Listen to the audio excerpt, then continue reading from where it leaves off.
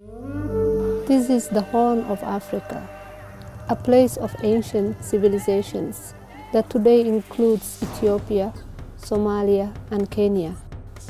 There has been next to no rain for 2 years. Most of the livestock is dead. It is the worst drought in 60 years. Combine this with the effect of war and rising food prices. What was a crisis has become an emergency. Here in New Zealand, it is hard to imagine what it is like to watch first your animals and then members of your family grow sick and die for malnutrition. It is hard to imagine what it's like to dig meters underground to squeeze the last drop of water from the earth, water that is nearly undrinkable. It is hard to imagine what it's like to survive on wild berries and bits of bark.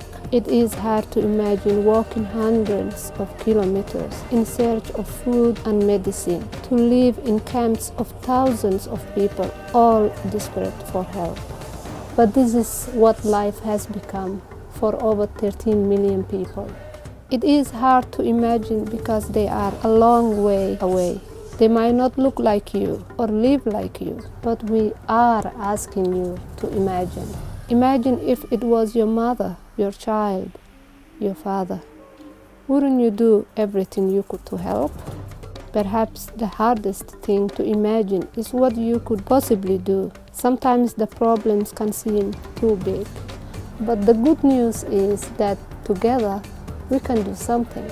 Caritas, with the help of its supporters, is funding drought response projects in Kenya, Somalia, and Ethiopia, working with local partners to bring food and water to affected communities. We're working with local partners and with the local communities to address not just the short-term needs, but also the long-term needs. We're looking at how we can supply water through boreholes, through dams, and through providing water tanks. We're also, of course, providing emergency food aid and addressing people's immediate needs.